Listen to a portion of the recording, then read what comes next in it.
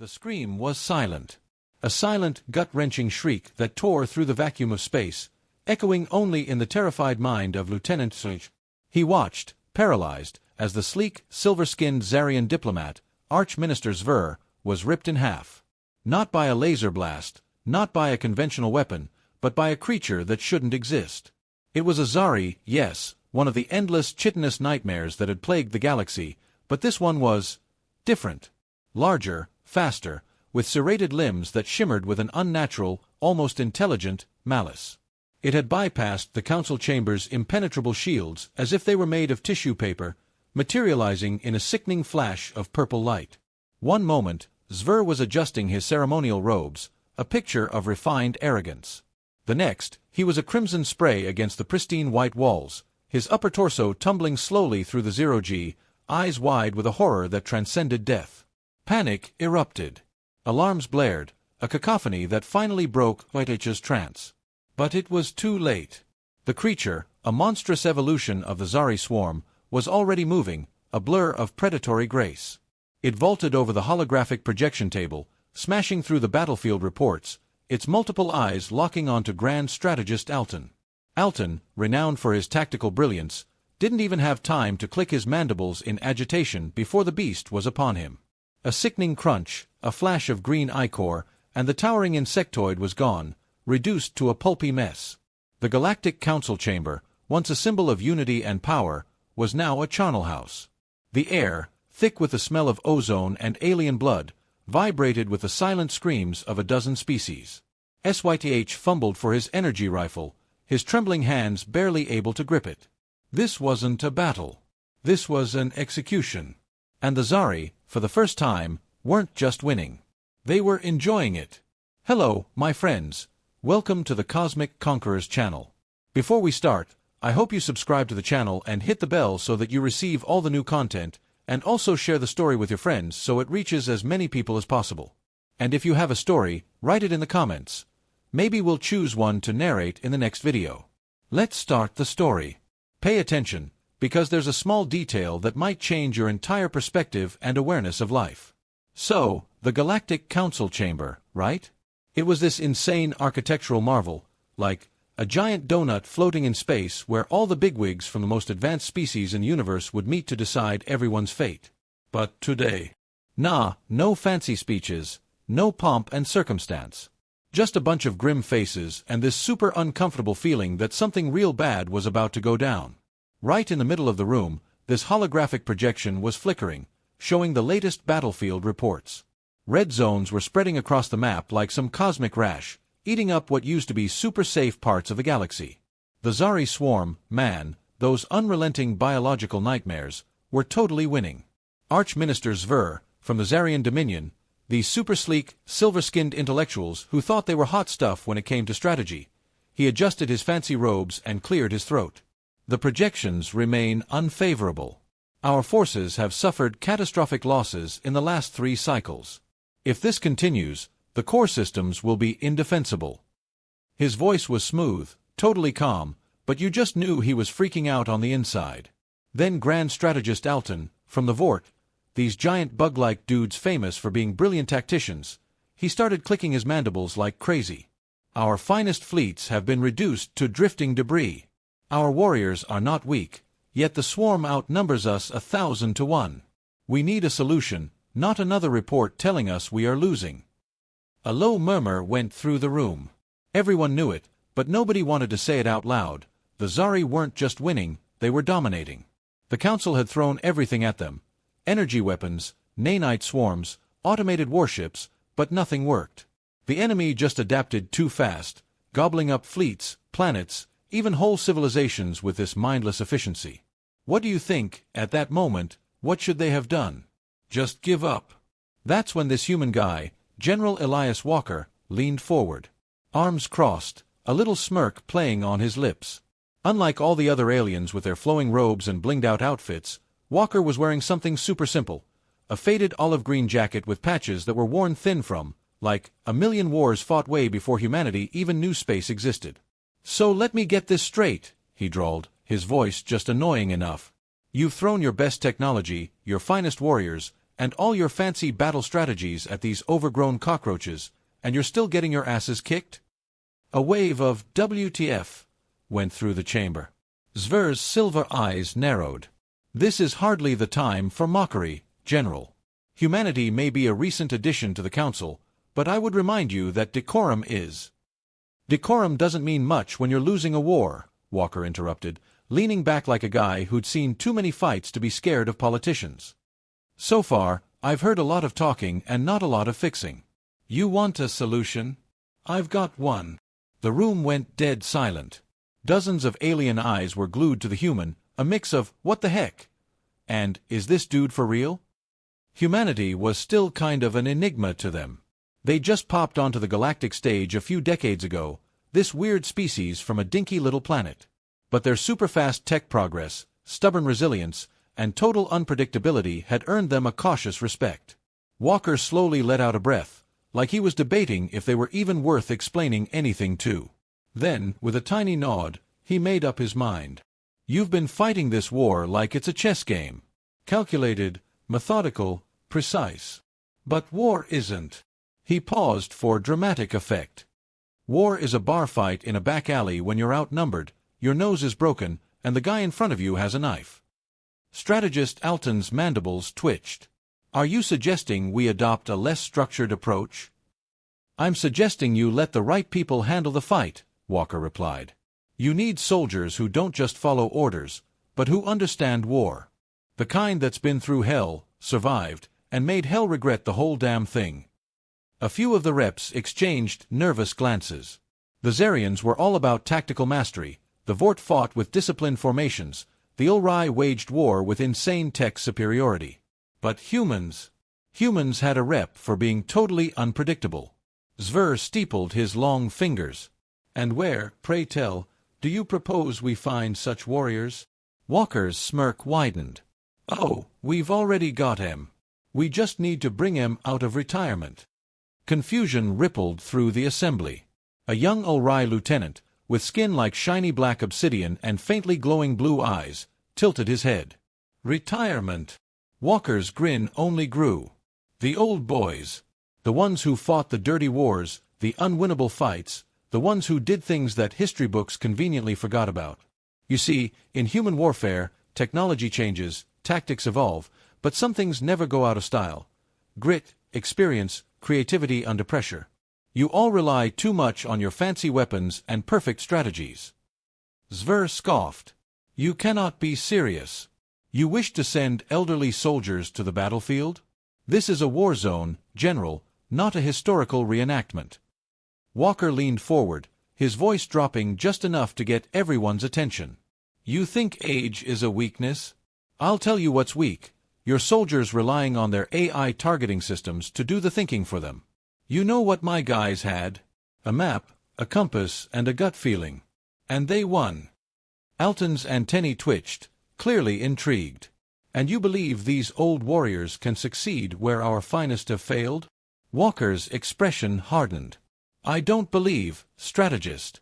I know. The chamber fell into another long silence. The council had faced tough decisions before, but this? This was off the charts.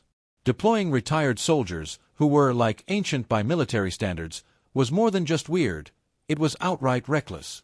But they were losing the war. Conventional tactics had totally bombed. The swarm showed no signs of stopping. Zver let out a sharp breath, his face totally unreadable. Very well, General. You have your warriors. But know this, if your plan fails, humanity's standing in this council will be permanently damaged. Walker stood up, rolling his shoulders like a guy who just won a bet. Oh, don't worry about us. He glanced at the war map, his eyes gleaming with something the council hadn't seen before, pure excitement. The real question is, are the Zari ready for what's coming? As the council adjourned, murmurs of uncertainty filled the chamber. The decision had been made. The old human soldiers were coming, and the war was about to change forever. What do you think? Did they make the right call, or are these old-timers just going to make things worse? The battlefield smelled of burning ozone and charred metal, a scent that clung to the air like death's cologne. The alien troops had been holding the line for hours, their once perfectly neat formations now just scattered bits hiding behind craters and the busted husks of war machines. Plasma bolts streaked across the landscape, lighting up the night like some messed-up fireworks show. The Zarcathy Swarm just kept pushing forward, their massive bug-like bodies moving with this unsettling coordination, their jagged limbs slicing through defenses like they were made of paper. Young Zarian Lieutenant Syth clutched his energy rifle with hands that wouldn't stop shaking. He'd trained for this, studied warfare under the best tacticians his species had to offer, simulated every possible scenario against the swarm. None of it prepared him for this. These creatures didn't think, didn't hesitate, didn't feel fear. They just advanced, their never-ending march crushing the bravest warriors in the galaxy. And soon Syth knew he'd be one of them. A thunderous explosion went off to his left, sending dirt and body parts flying into the air. He ducked instinctively, his heart hammering against his ribs. It was over. The line was breaking. He turned, ready to signal retreat, and then he saw them. They weren't sleek. They weren't armored in the polished, form-fitting combat suits of the Council's elite warriors. Their gear was all mismatched, patched together from different eras of human conflict. Some wore old camouflage fatigues, others had thick, rugged vests that looked more suited for hunting deer than fighting a galactic war. And yet, the moment they entered the battlefield, the chaos changed. They moved with the slow, deliberate ease of men who had seen hell and decided it wasn't all that impressive. There was no panic, no wasted movement. They crouched low, weapons braced, eyes scanning the horizon like hunters tracking prey. One of them, a burly, gray-bearded soldier with a cigar clamped between his teeth, spat into the dirt and adjusted the strap of an ancient-looking rifle slung across his chest.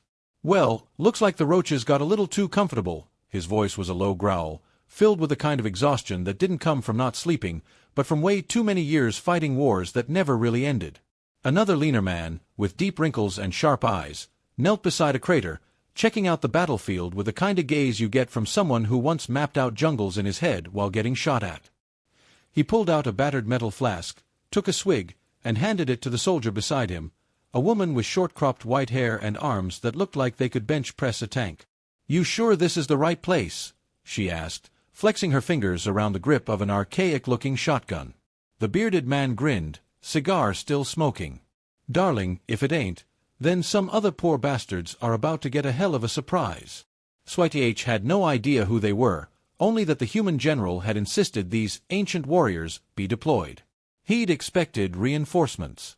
He'd expected cutting-edge weapons and precision strikes. He had not expected this group of battered, aging humans who looked more suited for drinking contests than war zones. Then they opened fire. The sound was different. The Council's weapons were clean, precise, energy-based.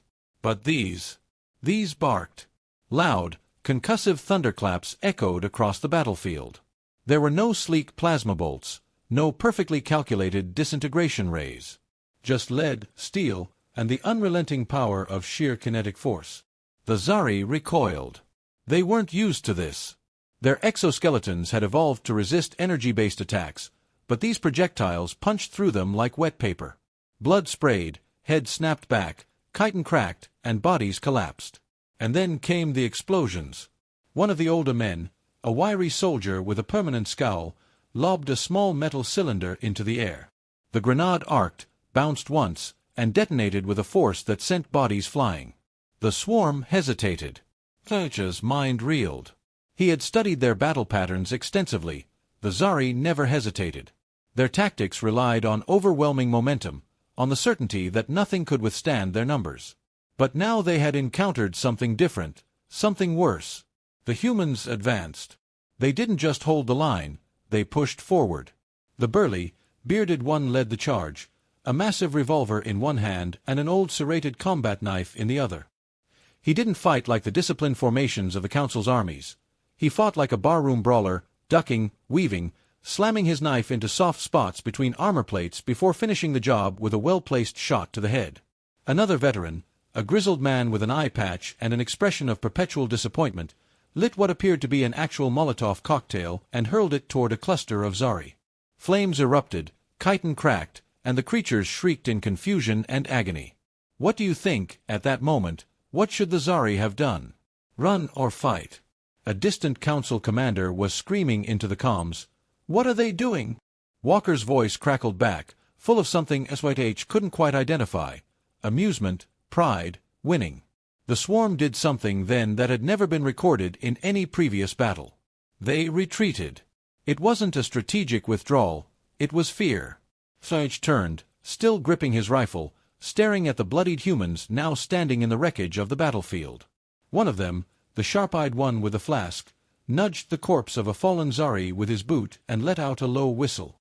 "Well, that was fun," he said. The bearded leader grinned, running a hand through his sweat-drenched hair. "Ain't had this much excitement since Grenada." The woman with the shotgun smirked. "You were in Grenada? Hell, I was in Panama." "You old?" the bearded man asked, raising an eyebrow. "Older than you, Grandpa." They laughed. Actually laughed, standing in the middle of a battlefield surrounded by alien corpses, their faces streaked with blood and grime. Silas swallowed hard. He had always been told humans were different, that their biology was strange, that their psychology was erratic. But nothing had prepared him for this. These weren't just soldiers, they were something else, something terrifying. The battle was over, but the war had just changed. The humans had arrived, and the Zari had learned fear. The Galactic Council's war chamber had never been so quiet. The room, usually buzzing with the droning voices of bureaucrats and strategists, was now a vacuum of stunned silence. The war map projected before them, once a sea of red marking Zari-controlled territory, now flickered with growing patches of green, human-controlled sectors. Archminister Zvir stared at the data, his long fingers tightening around the edge of the table. It was impossible. It had to be. The best fleets, the most advanced warriors of the galaxy, had fallen like sand before the swarm. And yet these humans had turned the tide in mere weeks. He cleared his throat, breaking the silence. "General Walker," his voice was carefully measured, "your forces appear to have exceeded all projections." Walker leaned back in his chair, an old relic of Earth's military command seats brought in as a personal preference rather than necessity. He was flipping an old silver coin between his fingers, an antiquated habit that seemed absurd in such an advanced setting. He smirked. "You don't say." Zvir's eye twitched. The sheer audacity of the man. But he couldn't deny reality. Every battle report read the same: human units engaged. Human units pushed forward. Human units destroyed entire Zari hives with frightening efficiency. Even Grand Strategist Alton, whose species had prided itself on millennia of perfected combat techniques, was speechless. He clicked his mandibles once, twice. "Your forces do not fight conventionally." Walker chuckled, setting the coin down with a sharp clink. "No, we don't." Alton hesitated, his antennae twitching. "Our warriors rely on discipline, strategy, cohesion. But your soldiers, they fight like lunatics." Zvir interrupted. "I have seen the battle footage, General. These so-called veterans of yours do not adhere to any structured formations. They do not follow standard battle doctrine. They utilize ancient projectile weaponry, improvised explosives, and, in one baffling case, a sharpened shovel." Walker smiled. "Ah, that'd be O'Reilly. Man loves his entrenching tool." Zvir inhaled sharply through his nose. "They are unpredictable." Walker shrugged. "That's the idea." Silence stretched once more. Alton broke it first, tilting his head. "You understand the implications of this, General?" Walker nodded. "Oh, I do. And so do they." He gestured toward the war map. "The Zari aren't like you. They don't negotiate. They don't retreat. They don't adapt, until now." He leaned forward, his expression losing its usual smirk. "Because now, for the first time in their history, they're scared." The room darkened slightly as the projection changed, displaying intercepted communications from the swarm. For the first time, their patterns were erratic. Their movements were hesitant. "They don't know how to handle us," Walker continued. "They understand fleets, armies, precision strikes. They've evolved to counter organized warfare. But they don't understand grizzled old bastards who don't give a damn about the odds." Alton studied the chaotic battle logs, the increasing reports of swarm retreating from human-controlled zones. You have fundamentally altered the war. Damn right we have, Walker stood, tucking his coin back into his pocket. And now you've got a choice to make. Zver's silver eyes narrowed. A choice. Walker turned, pacing leisurely around the chamber. You all brought us in as a last resort, didn't you? You thought, oh, let's throw the primitive humans at the problem and see what happens. Well, now you have your answer, and it's making you nervous. No one denied it. Walker stopped, turning back to face them. So, what's it going to be? Are we still the desperate gamble, the wild card you barely tolerate? Or are we something more? What do you think? Should the Council have embraced them or kept them at arm's length? Zver's jaw tightened. What are you proposing? Walker grinned, but this time there was steel beneath it. Simple. You treat us like equals. No more sideline politics. No more backhanded deals. No more treating humanity like the junior member of the Council. We've proven ourselves, and we're not going back to being the underdogs. Alton exchanged a glance with Zver. The Council had always viewed humanity as different, strange. A species that had risen too fast, learned too much, burned too bright. And now, they weren't just part of the war, they were winning it. The war had changed, and so had the balance of power. Zver exhaled slowly, glancing at the war map once more. The humans weren't just fighting for survival anymore, they were claiming their place. The war was over. At least, that was what the Galactic Council was telling itself. Reports flooded in from across the front lines, Zari forces in full retreat, hive worlds abandoned, entire sectors left eerily silent. No more endless waves of chitinous monstrosities pouring into occupied space, no more desperate last stands. The swarm had been broken, and the humans had done it. General Walker stood on the bridge of the Iron Resolve, a warship that had once been a relic, mothballed in the early days of humanity's entry into the galactic stage. Now it was the centerpiece of victory, orbiting above what had once been a Zari core world. The skies were clearer than they had been in centuries, no longer clouded with the endless black tides of the swarm's brood ships. The Council had called for a meeting, a final debrief, a post-war discussion on reconstruction and stabilization. The usual bureaucratic nonsense. Walker had expected it. What he hadn't expected was them. The old soldiers. They had been the key. The Council, in its infinite wisdom, had called upon humanity's best and brightest, expecting fresh recruits with the latest weapons, men and women trained under sterile combat simulations. Instead, they had gotten warriors from wars fought in jungle hells, frozen tundras, and blasted deserts. Veterans who had survived battles that textbooks barely mentioned. Men and women who had spent decades at war, and when peace came, found they had no place in it. Until now. Walker stepped into the war room. Seated around the long, curved table were the highest-ranking members of the Council, their expressions carefully neutral. Zver sat at the head, his hands steepled before him. Alton stood behind him, his mandibles twitching in a way that suggested deep discomfort. Walker took his seat without ceremony, stretching out his legs as he set a well-worn flask on the table. So, he drawled, who wants to start? Zver cleared his throat. We wish to commend your forces, General. The unexpected effectiveness of your human veterans has been noted. The Zari have ceased hostilities. Their hives have collapsed. The swarm is no longer a threat. Walker tapped his fingers against the flask. Funny thing about that, he said, his tone light. See, I was going over our latest reports. Something wasn't adding up. Zver's expression didn't change. Clarify. Walker leaned forward.